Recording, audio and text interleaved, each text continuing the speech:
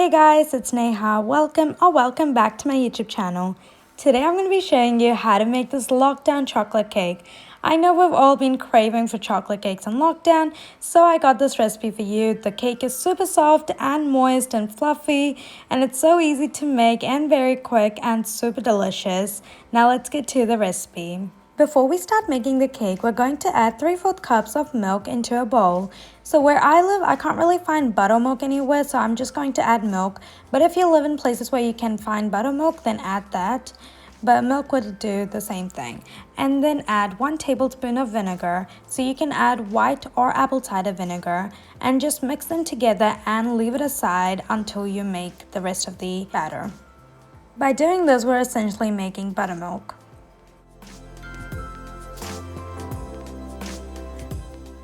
Now in another bowl, I'm adding all the dry ingredients first. So in a bowl, add 1 1/3 cups of all-purpose flour. We're going to sieve it later, so you don't need to worry about that now. And I'm adding 1 1/2 tablespoons of cocoa powder.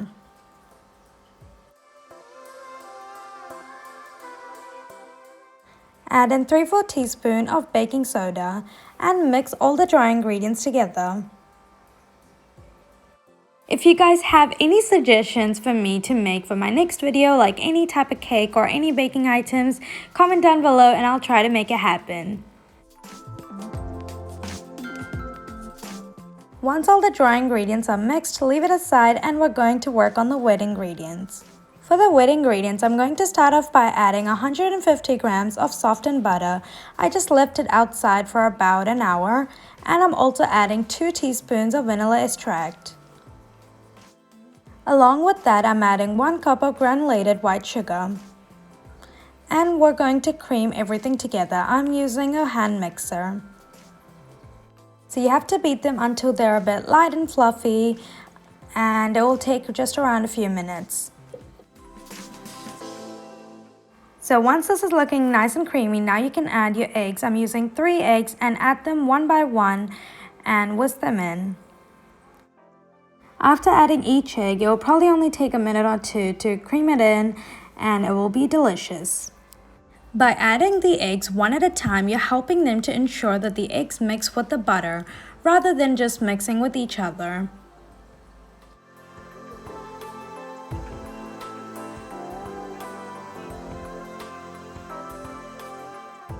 If you missed any of the ingredients that I listed, you don't need to worry at all because they're all listed down in the description box and you can check them anytime, and also I'm going to put them in gram measurements too.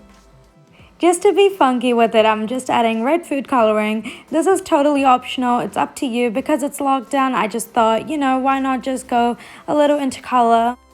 But if you guys are adding food coloring, I just added a few drops, and I would suggest adding the gel one rather than the liquid one, even though I'm using a liquid one today just because I didn't have the gel one at home.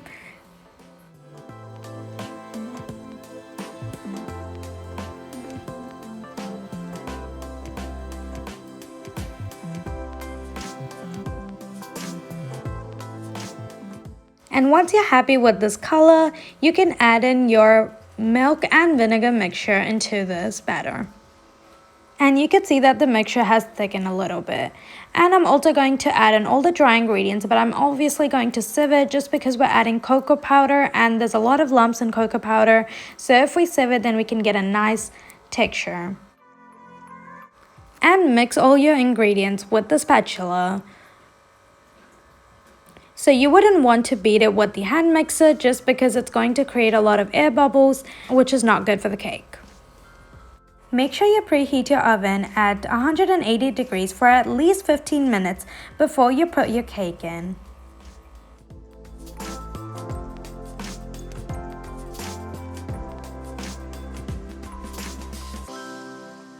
Look at how silky your cake batter is, and look at the texture of it. There's no lumps, and that's what you want to achieve.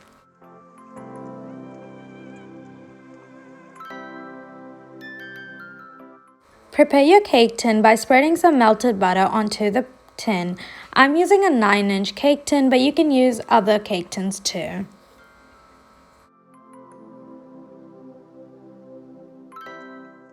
Once the cake tin is all brushed up, you can pour your cake batter into the cake tin.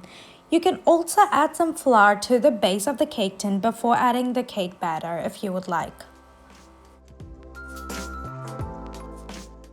Shake your cake tin side to side and tap it on the plate up and down so the cake batter can spread evenly and can get rid of the air bubbles.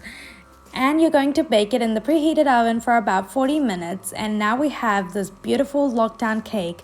It's so yummy. It's this chocolate, really soft and moist and fluffy cake that everyone will enjoy.